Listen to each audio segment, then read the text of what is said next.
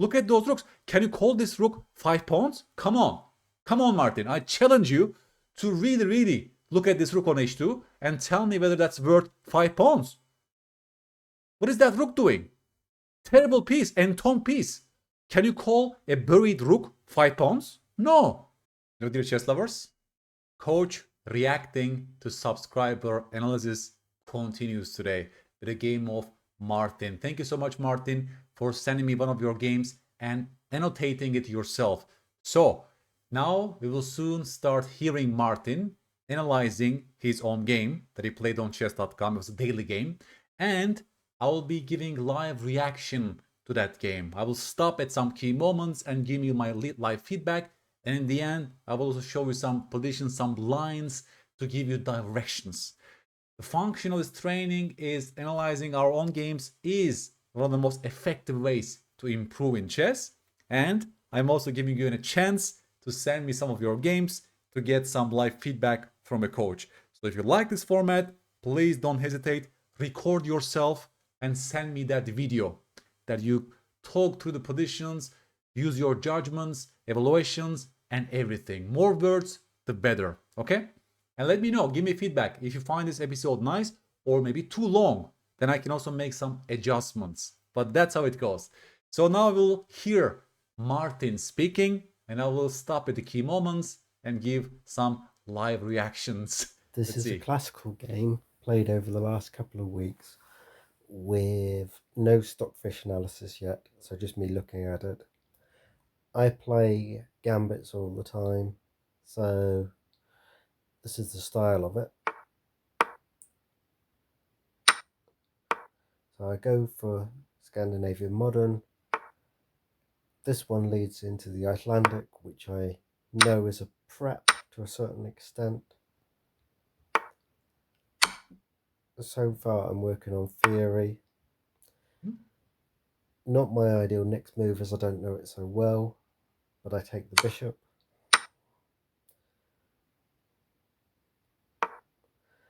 I know the queen in front of the king with the discovered attack is always good, so this is why I've played this move.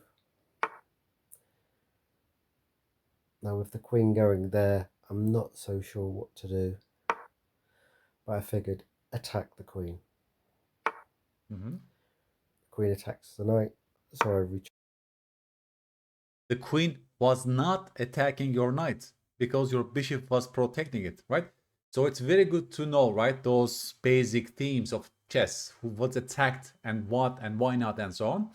But just to make sure that your knight was not hit at that moment. Let's continue. Retreat the knight. Castle for safety. No. Castle for safety. I have a key question to you, Martin, here. After you castle, white can go d5, correct?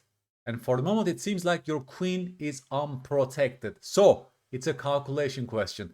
Did you calculate the move d4, d5 before you castled short in this position, right? Because otherwise, it could also be a blunder. So please send me a comment on YouTube whether this was in your radar, white's next move d5. Normally I'd have castled queenside, but this time I went this side. Aha, d5 is on the board. Now, obviously I don't want to lose my bishop. Wait. So first of all... Wait. So it sounds to me that you have not seen d4, d5 before you castle short, and you only realized it after he played d4, d5, correct? So as you want to raise your floor, Martin, you also need to get better at such short calculations and always know which piece is protected and what is not protected, and always look at the opponent's direct moves like d4, d5 was his only, strong looking 4C move at that moment, which must be checked from your side. Here, it's great. You have queen b4 check that saves the bishop, right? Because the bishop was pinned for the moment. But good calculation skills also involve you anticipating it before the opponent plays it, right? I attack with the queen to get a check. And then get my bishop to safety. So I feel quite pleased with myself on that one, because I've escaped the attack from the pawns. Yes, you did. But if you look at the position, Martin, you're down a pawn in this position. So what is your compensation, right? Like you don't, for example, say anything about the general evaluation of the position. You're down a pawn and you sort of trade the queens, entering an endgame, and what's going on, right? What will be your evaluation here? And so on. Let's continue. Nice. Now I've got the king under slight pressure. Obviously, I'd like to get that bishop, but I'm not there yet.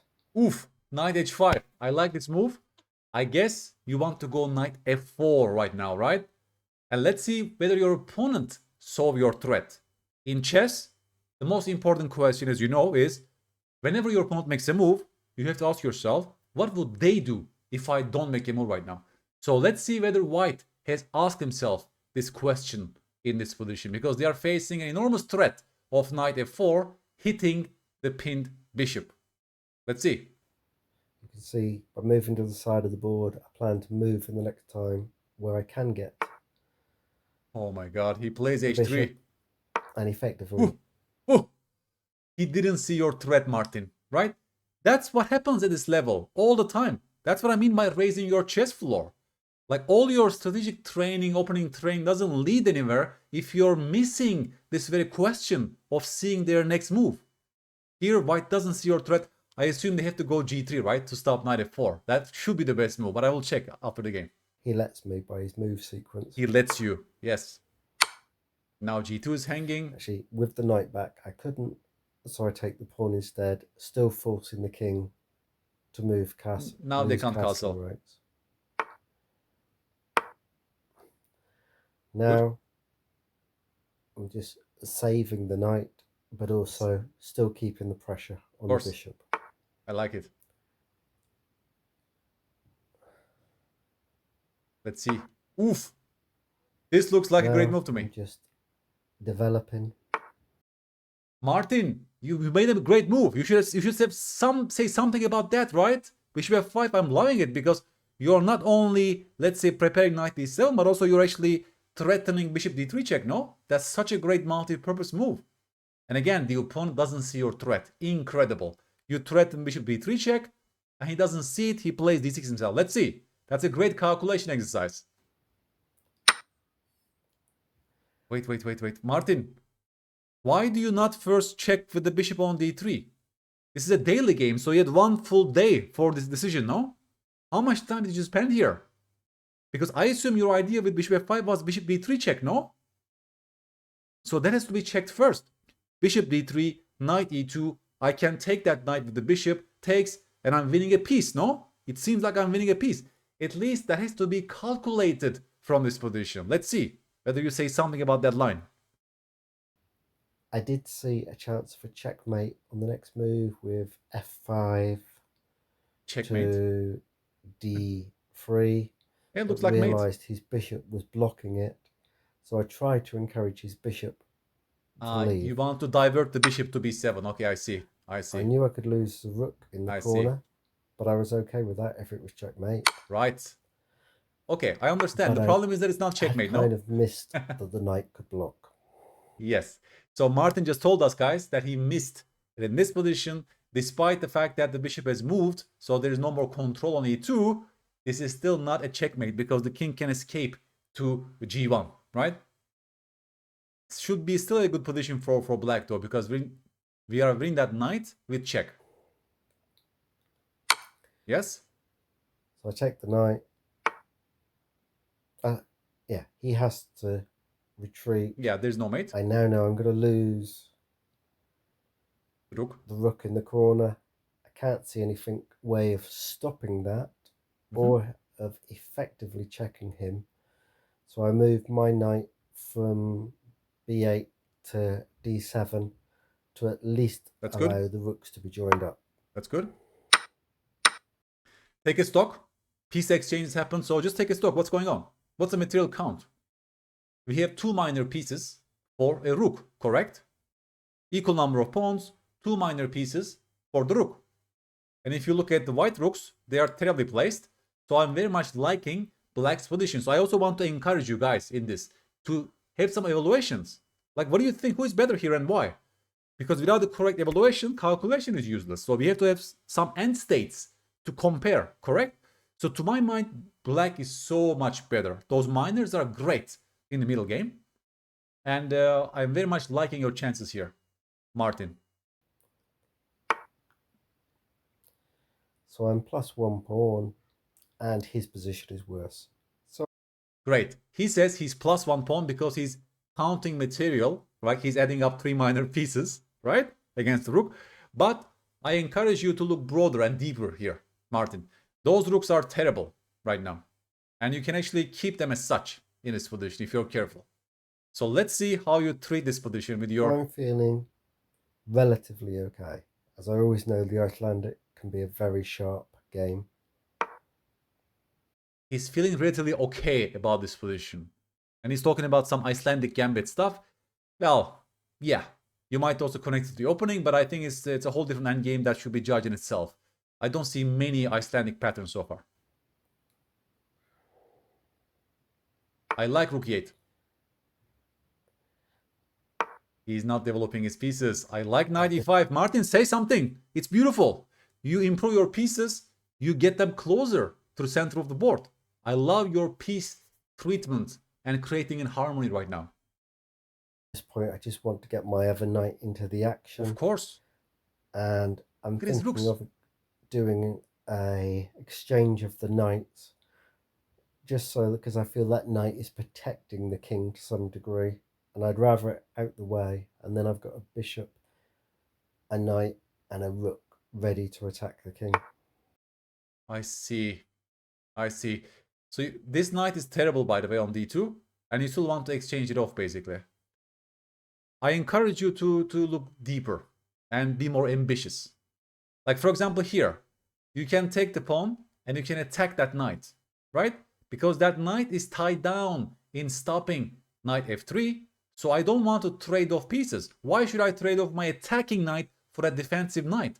I would rather put pressure on that piece first by taking, after taking, going rook d8. That will be my choice, right? Let's see what you did. Oof. Oof. Okay, you exchanged those knights directly. Martin, I created a chessable course, The Art of Exchanging Pieces. That course will drill those decisions. In this position, I would not exchange those knights. I believe my knight was better than his knight, right? That will be my choice. Takes, then rook d8. Let's see what, let's say, Stockfish says after this game. I haven't checked this yet, but that's my hunch.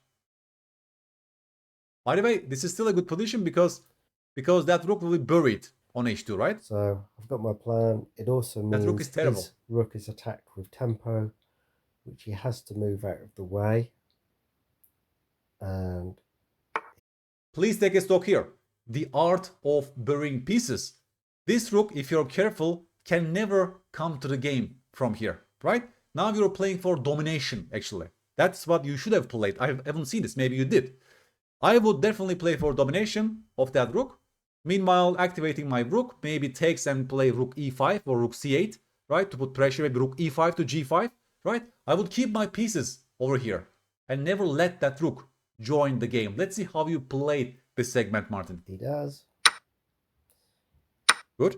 We exchange off those pawns. I'm still a pawn up. But you see, Martin, as you grow stronger, your positional judgment will go beyond material count. You know, knights are 3 pawns, bishops are 3 pawns, rooks are 5 pawns. I know right now you're evaluating positions in terms of those generic piece values. But as you grow stronger, I want you to look deeper. Also understand the harmony, piece activity, right? Quality of your pieces. Look at those rooks. Can you call this rook 5 pawns? Come on. Come on, Martin. I challenge you to really look at this rook on h2 and tell me whether that's worth 5 pawns. What is that rook doing? Terrible piece, entomb piece. Can you call a buried rook 5 pawns? No. You see, I'm asking you to evaluate the positions properly, because this way your positional play will improve, your exchange decision will improve, and you will start dominating and burying the enemy pieces. So let's see how you play this segment. But I know he's got a pass pawn, which I am slightly nervous about. Okay, but yeah. So I move my... Oh, no. But I know he's got No, a no, pass no, no. pawn, which I am slightly nervous about. I would never move that knight right now, Martin. That knight is still burying that rook. He's, for example, stopping moves like h4 followed by rook h3, right? I will probably play moves like rook e5 here. Because, again, short calculation. Rook e5. Can they play rook c1? Because that seems to be the only move for white to defend the pawn. Three-ply calculation, Martin. Rook e5, rook c1. Tell me our next move. Yes, knight e2 check forks the king and the rook, correct? Only three-ply calculation. I make the move. They have only one response to save the pawn, and I win the game. As you want to grow stronger and become 1500, you need to also get better at this short calculations, right? Three-ply calculations, accurate calculations becomes very important. So I will not move that knight yet directly in this position. So I move because now you're allowing some knight h4, yeah? to Some h4 and rook h3 is allowed. block, attack that pawn, and have my bishop covering it, so it should be out the way next move. Yes, he plays well. He does nothing to save it. He plays well. So I take the pawn.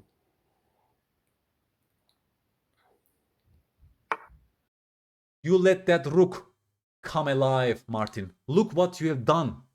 Right? Again, this skill develops after 1500. You're not there yet. So maybe it's just too much of an information for you right now, right? But already here I want you to observe this thing. You went for that pawn on c5. Thus, you let that rook, terrible buried rook, back into the game. Your knight on f4 was preventing this rook h3 idea, don't you think? And that's much more important than a single pawn, right? Please summarize what you learned from this experience, Martin. I also want you to summarize this lesson right now. When he attacks my bishop, I move it right out the way for safety for now, as I really don't know where it should be. Yeah. Suddenly his rooks are alive. Suddenly his rooks are alive. The knight, and what I've realised is I have a rook and a bishop and a knight against two rooks, and I'm really thinking, is a knight and a bishop better than the other rook? And I'd prefer... They were dominating that rook on h2. Well, now you know the answer, Martin, right? But right now it's not so clear because those rooks are alive. This rook now is working in this game, right? Was totally paralyzed 3 moves ago. It was just those two against a rook rather than a rook pair. So I retreat for safety. Yeah. He starts to attack my knight. Now it's getting messy. Now it's getting messy. I think he's got it wrong because he's trying to pin my rook, but the pawn is protecting the knight, so I'm not worried. I give my king some luft just to be sure. He doubles down attacking on my knight. I'm not really worried about that because I'm happy to lose a knight and a pawn for a rook. Now I want to get my rook out to try and do an attack, make it much more active. He now goes after my pawn. I defend my pawn. He double attacks the pawn. That's exactly what I mean. Suddenly, those rooks are cooperating and you have to be careful about your pawn. I can also see that we can even lose these positions in some scenarios. So that's exactly why you should have kept that rook on h2. And I come up with a cunning plan next, which I'm not sure is the best of plans. Well, I realise afterwards isn't the best of plans. By moving my knight here, attacking his rook. But the idea is, if he takes my rook, I will put him in check, and then I will move my knight to b5, forking the two rooks. I stopped my calculation there, right, and then realised afterwards that he could then still check me. Yes.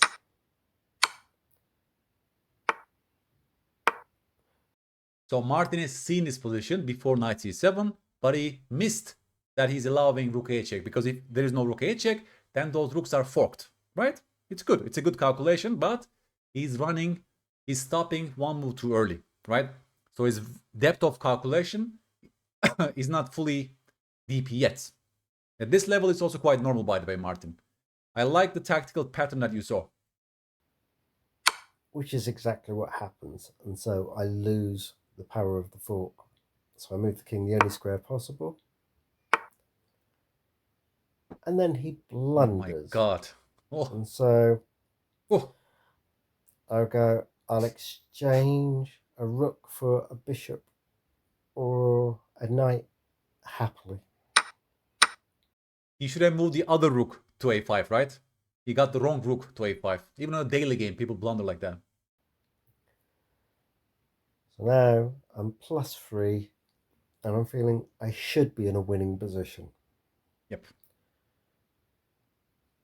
So I'm still not sure what to do though. So I bring the bishop back to a safer square.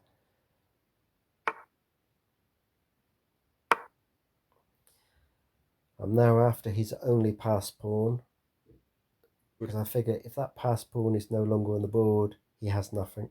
Yep. By moving my rook forward, I'm covering the pass pawn and knowing that he cannot move the other pawn at the moment and has to defend that one as well. Okay. So trying to tie him down and using my extra pieces for advantage going forward. Mm-hmm.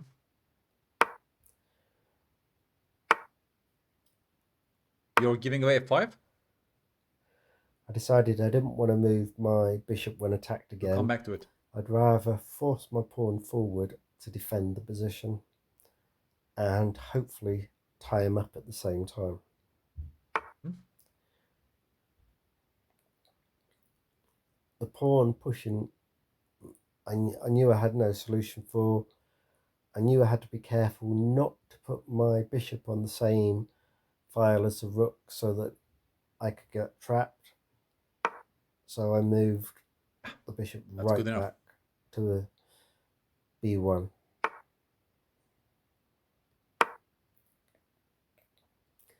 Now I moved my rook here because I was thinking of pushing g7 to g5, but if I did that I knew my king would be more exposed, so I wanted the rook down first to actually defend it so his rook could not attack. Okay, so you will play rook d7. He starts to run. I'm not too worried about the pass pawn at the moment. Like even here, Martin, I'm seeing some resources like this. Rook d4, right? Can you see it? Rook d4 hitting the pawn, but also threatening f4 fork, right? So knowing those patterns, tactical patterns, f4 becomes a threat after rook d4, but there's also rook takes a4, direct threat on the board. So I would definitely analyze those moves first before being too passive with rook d7 and going for g5. Let's see what you did. As it's a long way to go and I've got 2 pieces to catch it. Okay. So I've moved my rook to where I expect my king to come to cover it. Now I realised he's attacking my pawn on f5. No, it doesn't. He's probably going to try and move his king off. He doesn't, because you have a bishop on b1. You have to get better at board vision, Martin. You sometimes miss what is attacked and what is defended, what is loose. You have to get better at these things first. On to f4 and the next go to have 2 attackers on the pawn. But I pushed my pawn forward to g5 anyway. g5 is fine, but now you're allowing rook e7 check, yeah? Because that king is, let's say, cut down, and he will drive your king to the 8th rank. So I guess this was your fear, no? After g5, you're worried about rook e7 check, and he can still do it. So how come your rook d6 move stop his idea? Please explain to me on YouTube. I mean, I don't understand. You can still play rook e7 check, and your king is driven back, basically. To see if he'll do en passant, which I'm happy with because I'll take it with the king. Yep. Or if he doesn't, then I'm in a stronger position. Yes. He doesn't and still tries to push his pawn forward. So I go for the check. Nice. As it's a powerful move. He has to move. He can't do anything effective, and it gives me another free move afterwards. Wow, king g4. Now I start to move my king. I like it. Because my king is too far to the side, and I know that his rook is going to check me soon. Rook e7, king f6. And I'd rather it be more central so that I can... His checks are less effective. Yes. He goes after my bishop. And then I move the bishop to c2, avoiding going to the trap if I'd put it on d3. Wait. To c2, avoiding going to the trap if I'd put it on d3. Why is that a trap? If you go to d3 with the bishop, why is that a trap, Martin? Can you please explain this to me? Bishop d3, rook d1, right? Bishop d3, rook d1. Again, 3-ply calculation, guys, all of you. Who is trapping whom? Bishop d3, he was worried about rook d1 pinning the bishop, but I'm seeing bishop f5 check, folks, rook takes d1, right? It's us who is trapping white. So Martin, 3-ply calculation. I made a course about this on Chessable, yeah? Fundamental chess calculation skills. You will be training with those short but accurate calculations in that course. That's exactly what you need right now to get better. To concretely analyze short lines, basically, right? Let's see. He attacks again. But then I actually start to notice that mating his patterns. King has very few squares. Yes. Bishop b3. My pawns are protecting the dark squares, and it's just the light square diagonal. Lovely. Which now my bishop is on. Yes. Nice. So I get the bishop into a better position so that he can actually attack there. Bishop e6 is a big threat. He realizes that it would be checkmate in 1 if I did that, so he moves his king back. Lovely. I move my rook to shut the back door so he cannot escape. You know your checkmate patterns, Martin. I love what I'm seeing so far. He attacks my king. For a check, as I expected. I move my king forward. After rook c6 check. Planned as well, because I figured I could do that. And then the bishop next to my king on e3. Great. e6 next move, sorry, to checkmate. That's exactly what I mean. 3-ply calculation. You can do it. Sometimes you can do it, Martin, right? Very short calculation. King f6, rook c6 check, bishop e6. Counter check, and he's losing the game, right? I assume that's how the game went. He moves his rook up again to check me. I move my bishop to e6. I realized then it wasn't checkmate because his rook could take my bishop. It's handshake, right? Which handshake. He has to. It's the only way of saving it. So I take him. He then moves his king, which doesn't really do anything. I go after his last pawn. His king moves, doesn't do anything. I take his last pawn, and then he resigns. Good. Let's do a brief recap of Martin's game. I don't want this video to go for too long, right? So I will just basically stop on the key moments that I already mentioned while I was giving a live feedback, just to clarify some points, Martin, okay? That also for you, what should be studied to reach the next level, let's say. I made one video about this, how to reach 1500 ELO. You can also check that because I think those are very relevant for you at this stage, okay? In fact, queen e7 is actually a very good move, but not only because the queen and king are lined up. There are actually deeper points. Sometimes this move prepares castling long, but also bishop e2 doesn't work, right? Because you have bishop c4. Again, very concrete calculation. Understand the reasons why those moves are played, right? and knight e2 is also doesn't work because of this. Suddenly white has to cover this check with the queen. And now we have counter tricks against that queen, right? You're showing your strength as a gambit player to put instant pressure on white. I like that. I like how you play this segment actually, Martin. Casting short is also fine, if and only if you don't blunder with d5. That's exactly what I mentioned, yeah? To raise your floor, you have to make sure your moves are not blunders, because by castling short, you're unguarding your queen, and you have to analyze before you castle short the consequences of this move d5. And good for you that you have queen b4 check to save your bishop. Very good. Suddenly, you end up in this endgame. Well, you're better developed, but you're down the pawn, right? So it will be maybe difficult to show our compensation. Also, our knight is stuck on b8, also the rook on a8. This is not something that I like personally for black. But white also needs to play carefully to consolidate their extra pawn.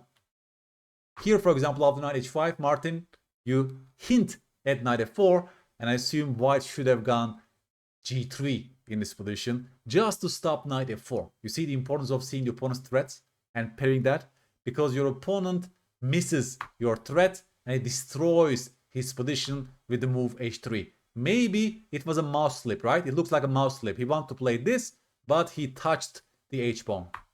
Knight f4, but now things are collapsing. I either capture this or this. And white needs to give up the g2 pawn to return back with the knight. I love what I'm seeing. I love your next move. It's a star move, Martin. Beautiful. Bishop f5, hitting at those weaknesses on d3. There is no real response to bishop d3. Look at your piece coordination and harmony on the king's side. It's beautiful. But you have to be much more concrete. He goes d6. What's the first one that should be checked? Yes, you should be checking this check first, right? Because what happens? I mean, I'm winning a piece if I'm counting it correctly. I assume you looked at this line, so there must be some reason why you gave this up. Because here, I can take on e2, right? We just won a piece. The problem is, should we take with the rook or with the knight? That's a question to all of you guys. Stop the video and tell me which way should we capture that bishop on e2. You're a great player. If you can with the move rook takes e2, everything is protected. There is no way for white to hit the defender of that rook. And after this, we go knight a6. This pawn is harmless, will be captured on the next turn, and we are winning with an extra piece. So Martin, you had this option, and you didn't calculate it properly, right? Maybe this was a bit too deep for you, this calculation, right? Like how many ply? 1 ply, 2nd ply, 3rd ply, 4th ply, 5th ply, right? 5th ply, 6th ply, and 7th ply. That's actually a deeper calculation, but it's more or less forced. Everything is so forced, and it will be up a piece in the end. So as you grow stronger, you should also enlarge your base, so your depth of calculation. After bishop d3, if you don't capture with rook but do this, then you invite rook e1, folks, right? And your knight is pinned, and white will regain the piece. That's actually a great calculation exercise in terms of comparison, yeah, between two moves. So this was the sharp moment. You choose bishop d3 check. Sorry, you actually choose c takes d6 here, and you actually invited this, and you thought this was checkmate. In fact, it wasn't checkmate because the king has g1, right? Again, maybe a visualization problem this time. It also connects to calculation, Martin. So far so good. We know exactly what we need to do. We need to get better at calculation. And you should go and check my course on Chessable, fundamental calculation skills. Here, it's an evaluation problem, of course. Black is much better with those minor pieces than buried rooks. Especially the rook on h1 is a terrible piece. And please go beyond the generic piece values, Martin, right? Look at your pieces and harmony and quality of the position. All these concepts become more relevant after you reach 1500 ELO. I made a course about this on Chessable, the value of pawns. Once you reach that, then you should tackle that course too to improve on this. Beautiful pieces. Here we come to a critical moment, Martin. I would say we should take on c5. Why? Because I want to hit that defensive knight on d2 with my rook. Look how much pressure you're putting on the white's position with your pieces, Martin. You know, who cares about those generic piece values? Can you call these rooks 5 pawns? No. He's about to lose the game after knight f3 check, in fact. If that knight moves somewhere, look at this. Mate. Isn't it lovely mate, guys, by the way? That was my point, Martin. There was no need for you to exchange your attacking knight for that defensive knight. That's why the art of exchanging pieces on chessable also suits your level right now. If you get that course, you'll get better in negotiating such piece trades, okay? So, yes, just take and put pressure with rook d8 was the best. Instead, you choose exchange, which is only helping white because your strong knight on e5 disappeared, right? And this rook on h2, now it becomes a different game. Now it becomes a burying pieces game, and I love to see this rook being shut down. I made a chessable course about this, the art of burying pieces. And now your main task is to keep that rook buried, right? That's our game plan. That's our game plan from now on. All my moves will revolve around keeping that rook shut down from the game. How can that rook ever activate? Even if they go h4, there is no rook h3 to follow, right? Because of your knight. Just look how two minor pieces are shutting down that rook from the game, while they are still serving so many great functions. For example, you take and you put pressure on that c5 pawn, and 3-ply calculation please. Can he go rook c1, Martin? No, because look at your beautiful knight on f4. You will fork the rook and the king if they go rook c1, which means after rook c8 you're winning that pawn by force.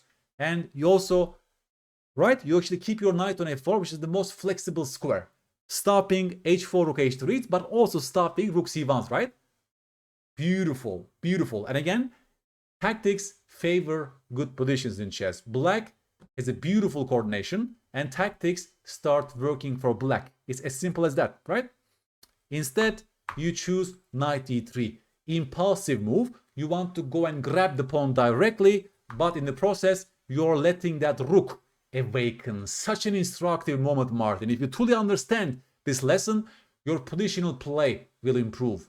You will start judging the quality of the position and giving more priority to piece activity over single pawn, right? Suddenly that rook is active, this rook is active, this rook is coming to over here, he's putting pressure on this pawn, over here, over here. Just look at the change, Martin.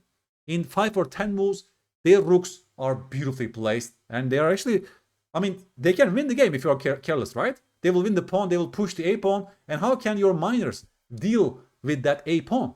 That's a scenario that the rook can beat two minor pieces in the endgame. Again, you're thinking that after this check, after knight b5, you're seeing this position and you're missing the opponent's check on the board, right? You also need to get better in deeper calculations, right? So if he doesn't blunder here, I think objectively, white is in the game. White must be in the game here if white plays the move, let's say rook a5, right? I can also see some scenarios that we can lose those positions. I guess bishop e2 is the only move that doesn't lose a piece, correct? And that maybe they can go a4, slowly pushing that pawn. It's unclear how we're going to win this game with black, actually. Okay, but the opponent blunders in a daily game, and then you capture that rook, and the rest is good technique, right? We can also spend so much time, half an hour here in this conversion, but I don't want to, waste so much of your time. And I think you generally played well. I hope you liked my analysis, Martin. I hope it was useful for you. Please give me feedback, all of you guys on YouTube. Do you like this format? Do you think it's too long, or you also get some right lessons for it? Does this game speak to you personally? Could you find Martin's moves as well? Just give me feedback. And again, this connects to my video on how to reach 1500 on YouTube. You can go and check that, because I think there's some overlap with my advice in that video and your issues, Martin, right? Raising your floor, seeing their threats for every single move, right? Getting better at short calculations. Also, slowly as you grow stronger, middle game plans, exchange patterns, and burying pieces patterns like this that you can also study more and to get better, right? Typical middle game ideas from your openings also become more relevant as you want to reach the level 1500. Okay? And again, I will leave you guys with this beautiful position that Martin achieved. He was burying that rook on h2. The problem for Martin was that he was counting this rook as being worth 5 pawns. I disagree. I challenge you. In fact, how many pawns does this rook worth on h2? Please write to me on YouTube and give me your ideas, because that rook is definitely not worth 5 pawns, Martin. And that's why chess is a beautiful game, because you cannot reduce piece values for a generic value, right? It keeps changing depending on the context and the quality of your position. Please give me a like and subscribe, folks, if you like this video, so I can produce more. And if you like this format, if you're trusting yourself, then you can record yourself and send it my way. And I will maybe annotate that game as well, giving live reactions. Thank you so much, and I will catch you on the next episode. Bye bye.